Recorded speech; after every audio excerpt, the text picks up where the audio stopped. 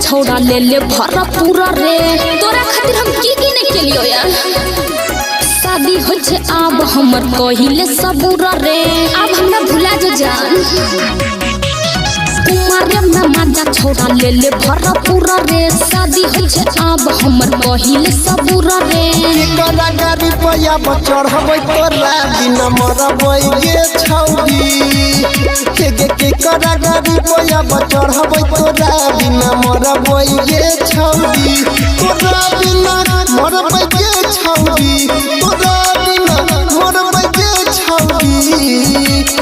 के करा गाड़ी पया बचड़ हबै तोरा बिना मरबै गे छौड़ी के करा गाड़ी पया बचड़ हबै तोरा बिना मरबै गे छौड़ी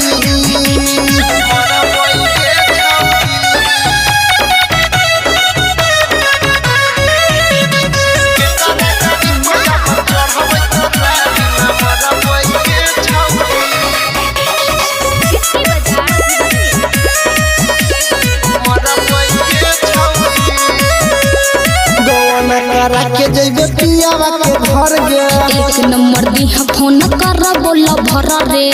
नंबर दा दिया तोरा से रोज बात करबो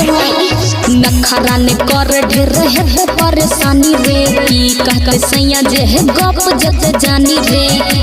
की करबै के अब यौड़ी की करबै के अब यौड़ी की करा गाड़ी पया बचड़ हबै तोरा बिना मरबै गे छौड़ी के करा गाड़ी पया बचड़ हबै तोरा बिना मरबै गे छौड़ी तोरा बिना मरबै गे छौड़ी तोरा बिना मरबै गे छौड़ी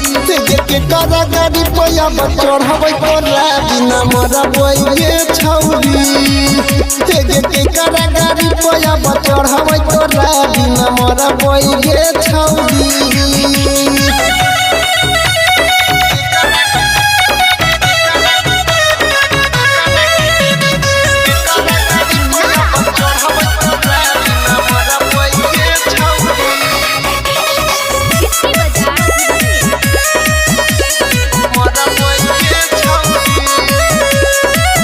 भूली जइबो जाने तोहर प्यार गे मिले अब छला रोज करके सिंगार गे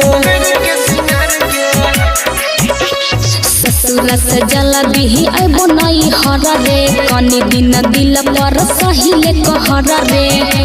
बोलै कोन रहबै गे छौड़ी बोलै कोन रहबै गे छौड़ी के करा गाड़ी पया बचड़ हबै तोरा बिना मरबै गे छौड़ी के करा गाड़ी पया बचड़ हबै तोरा बिना मरबै गे छौड़ी तोरा बिना मरबै गे छौड़ी तोरा बिना मरबै गे छौड़ी के करा गाड़ी पया बचड़ हबै तोरा बिना मरबै गे छौड़ी के करा गाड़ी पया बचड़ हबै तोरा बिना मरबै गे छौड़ी।